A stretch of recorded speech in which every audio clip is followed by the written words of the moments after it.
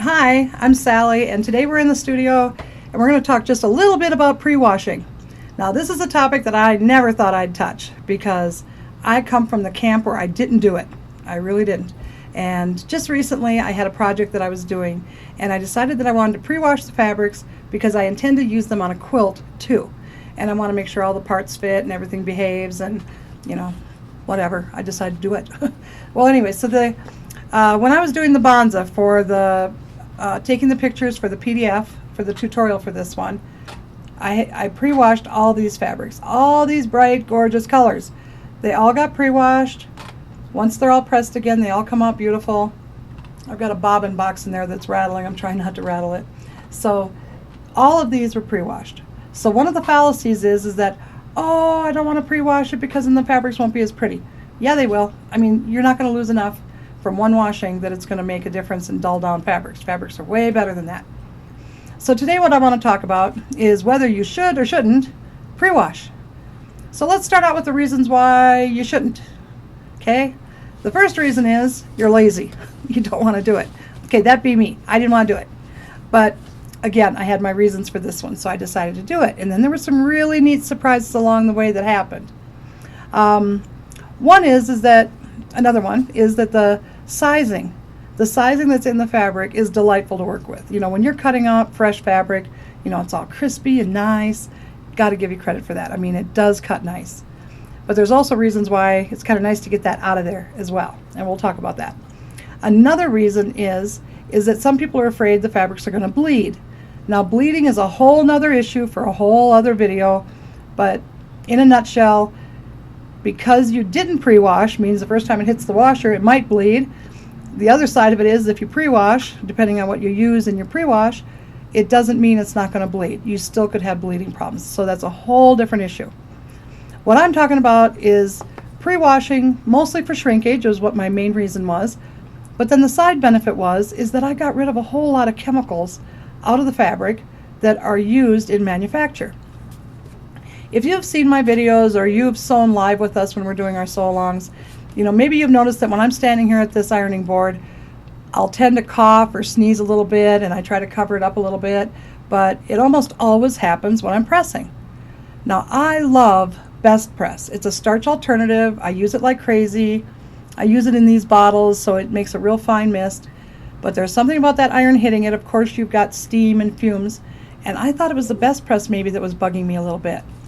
But in the end, I found out it's not. In the last 6 weeks or so, I have handled more fabric for more projects and gotten so many things going on around here that every week I'm messing with fabric, and every day.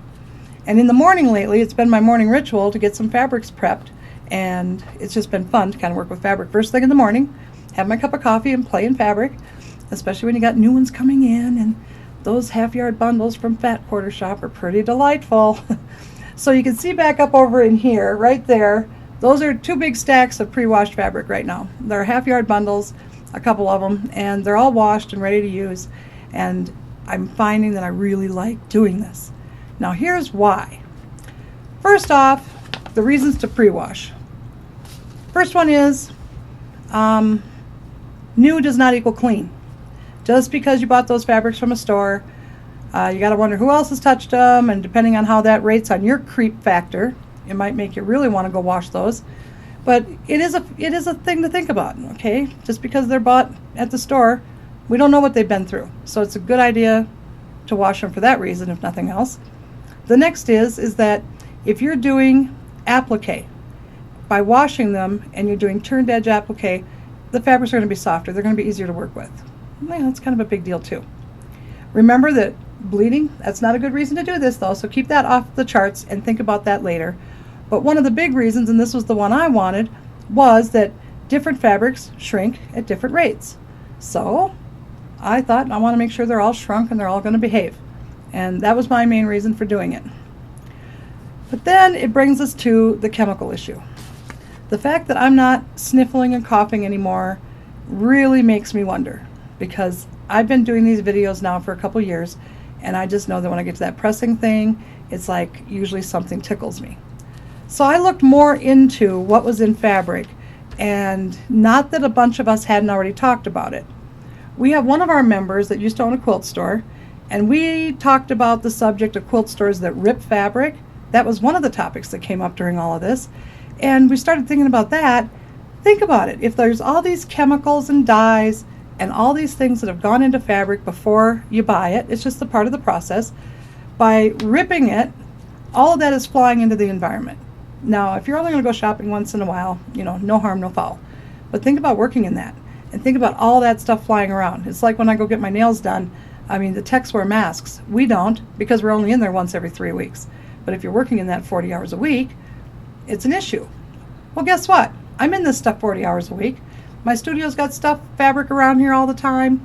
I'm pressing pretty frequently, usually every day that iron gets turned on for something. And that's a lot of chemicals flying around. It's more than the average person. Now, some of you that sew, oh my gosh, I've even heard people that say that they sew like a quilt every week or two. Okay, that's a lot of sewing, and that's a lot of fabric. So this is the kind of thing that maybe would be a concern to you too. So what I did is I went to go look at the chemicals that were used in fabric. Now, I'm not trying to pretend to be a chemist, not at all. But I just kind of wanted to see the list because the word formaldehyde comes up a lot. When you bring this up, a lot of women will say, well, there's formaldehyde in it. And that's pretty wicked stuff.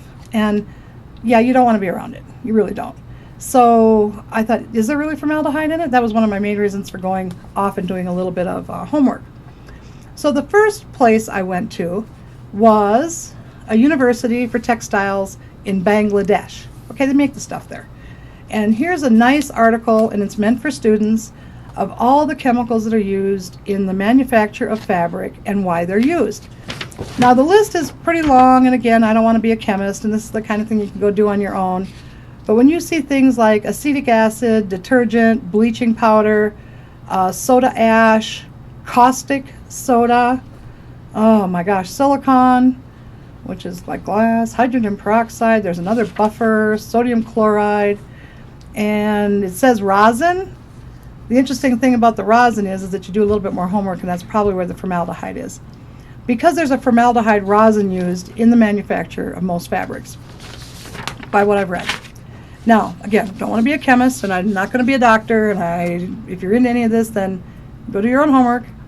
But this was a few articles that I pulled down from dermatology sites.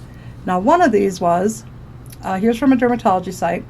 It says people are usually just sensitive to the texture of the fabric. They're talking about people that get an itch or whatever. But it says the most common fabric-related allergy is an allergy to the formaldehyde rosins, which are used to make fabrics waterproof and resistant to wrinkles and shrinkage.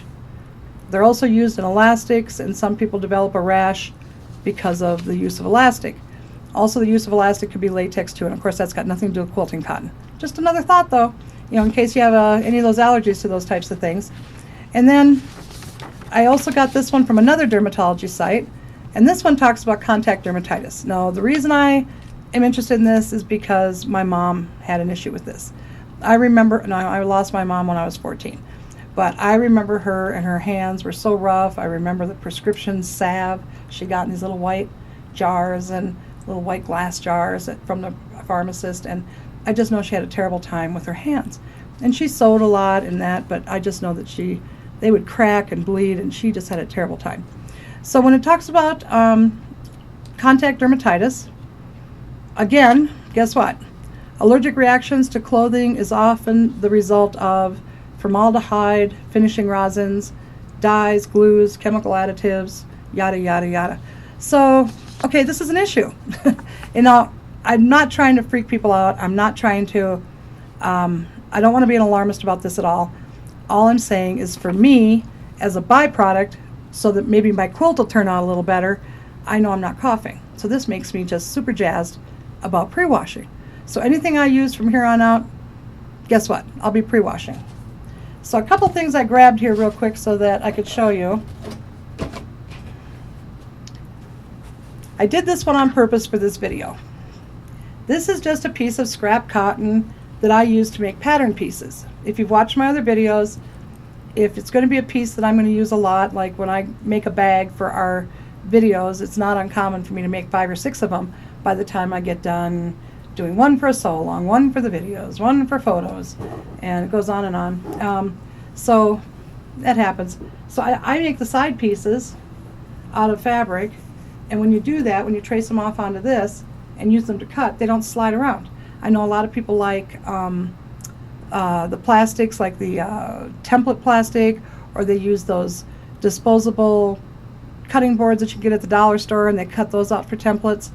I like fabric. Plus, I can just scrunch it up, put it away, take it out again. I can iron it if I need to, but it doesn't take up any room. It's durable, and I still have my original Bionic Gear Bag one from 2014 that I made when I first did that. So, I mean, they just hold up. Okay, so what I did is I serged the end of one side, which is, I'll talk about that just in a second. That's how we get them ready to pre-wash, and then things don't unravel. But on this particular piece, I decided to not do that, and I just put it in the wash, and it caught the tail end of some other piece. It could have even been this one. There was just a tiny little bit that worked loose on that one. But look at the big knot gnarly that came out of here, as well as all of this. Now imagine if you had 10 pieces of fabric in the wash. Imagine how those would have tangled with each other, pulled on each other worse. This was the only one that was allowed to ravel, and boy did it ravel. What a mess. So that's the difference between getting your edges ready to pre-wash or not. So how you do that, you can use either an overcasting foot on your sewing machine and do like a zigzag. An overcasting foot kind of looks like it looks like almost any foot with a swing. So it's not meant to be a single hole. It allows your needle to swing, but there's a pin on it. So when the stitch goes over away from your fabric, it catches the pin, goes over the pin. The pin supports the stitch so that when it rolls off of the sewing machine, it doesn't pucker the fabric. Otherwise, if you didn't support that stitch, it would pull the fabric in, it would pucker it on the edge because there's not enough fabric to hold the whole thing. So, overcasting foot on your sewing machine or a serger. Sergers are a dream for this, and it's about time I justified having my own. I've got a serger here and I haven't used it nearly as much as I should. Okay, so I came over to the ironing board so you can see this easier. This is the serged edge, and now this could be done with an overcasting stitch on a sewing machine as well. So let's zoom in and I'll show you what these feet look like. They look pretty much like a typical zigzag foot, but the difference is when you flip them over, they have a pin underneath, and this supports the stitch as you're making it. So if you were humming along here making this edge on your machine, you would be guiding your raw edge on this little inside edge of this little toe. The stitches would be formed over the pin, and it supports the fabric so that the fabric doesn't pucker. So it would come out just as flat as this does. So if you don't have a serger, you could make do with a zigzag or an overcasting stitch with an overcasting foot. This is one that happens to be for brother or baby lock. The Janome Elna feet look the same almost. And this is one for a Bernina. Bernina's is a little different because you've got about a half a foot here. So this one is aligned like this, and all you're doing is stitching over the edge, and the pin is right here. So I'll show you that too. It's kind of hard to see. Let's make sure that there you can see it. It almost looks like it's looks a little shiny there, but that is the pin. So it stitches over this, and then the stitches leave the foot as you go forward. So those are the two overcasting feet. And they might look a little different for some other machine, but you get the idea. So this is how great it looks when it's all done. All you have to do before you use your fabric then is to cut this off. So all you do is you fold the raw edges that were cut when you bought your fabric. You put all those edges together, stitch over them, and that keeps all the stray ends all nice and behaved inside the stitching. What's kind of fun is to use the edges maybe as something else later. These were the edges that I cut off when I was making the Bonza bag, and I decided to keep them. I'm going to use them for something, but they're really fun. If you're a crafty person, you're going to probably find something better than I'm going to find. But anyway, you can keep the edges, and they're kind of a neat thing to do. I literally toss these in my tabletop little waste can, and the more I tossed in there, the prettier they look, so I decided to keep them. So these are the little cut off edges from when I did Bonza. So you can kind of think about doing that too. Now, one other thing that you can use while you're washing your fabrics, here in my studio I don't have a dryer. I hang dry everything. So one of my rituals in the morning is to run a load of pre-washes if I'm going to need any. And then I hang them outside when the sun's coming in on the front side of the building here. I hang them outside and they dry in the sun and it's all nice. I tend to wash my fabrics on a little bit warmer water because I don't have the benefit of that dryer to shrink things. So I wash them a little bit on the warm side, and then because my washer is one of these cute little ones that you roll up to the sink, I use it in the bathroom here. When I roll it up, the faucets are what regulates the temperature. So for me personally, I can't do like a warm wash and a cold rinse unless I remember to go in there and turn the knobs, and I don't usually. But I do just wash them with my normal detergent. I use Downy, and then these are a thing called color catchers. These are meant to catch, whoops, am I upside down? There we go.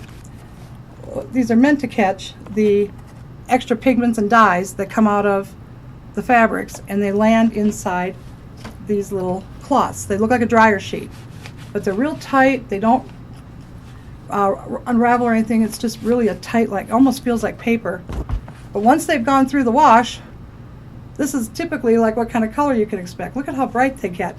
So this was part of this orange one when this went through, along with some other colors that were or fabrics that had some of the same colors. Now, one of our members, we were talking about these one night too on the VIP Zooms, talking about how she uses them, and she kept a whole basket full of these because she intends to use them on some craft project someday. But anyway, the color catchers, it's interesting the colors they turn, and she says that she does hers like college dorm style. She pitches all of her clothes together. She always uses these when she even launders her clothes. They turn out all sorts of colors, but she says she doesn't have a problem with the colors going into each other. So the color catchers are not a bad idea. I think they're worth getting. So that's our deal on pre-washing. I hope that maybe it helps you a little bit. More than anything, I just noticed that it's been neat because I haven't had a problem with the same respiratory problems that I had before. So I'm kind of a believer now. Not trying to swing anybody one way or the other, but if you're kind of toying with it, you know, maybe you should try it for a little bit and see. And the other thing is to think about maybe over the long haul, you know, maybe it's not such a bad idea to be thinking about not putting all this stuff into the environment and breathing it, you know. Now, I do my surging in the morning and then do the wash and everything. I'm really thinking about getting my first cup of coffee in the morning, and I'm going to move a little table out there. I'm going to move my serger out there, and I'll do my 10 or 20 pieces and enjoy the sunshine a little in the morning and keep all that stuff outside. So when I'm surging it, even the stuff that blows around from that will be outside. If you have any comments about this, it'd be kind of fun. I tried to do this video over on Facebook. The audio didn't turn out quite as good, so I decided to record it for this video. But over on our Facebook group, which is the So Much Nicer community on Facebook, we did start one on this. If you're interested in talking about it, the topic is there. We hope that you join us on some of our other things. It's, again, the so-longs, the VIP Zooms. We have a good time. And these topics are always interesting. So we have some other ones coming up. We'll see you in the next video. We appreciate you being here. Take care.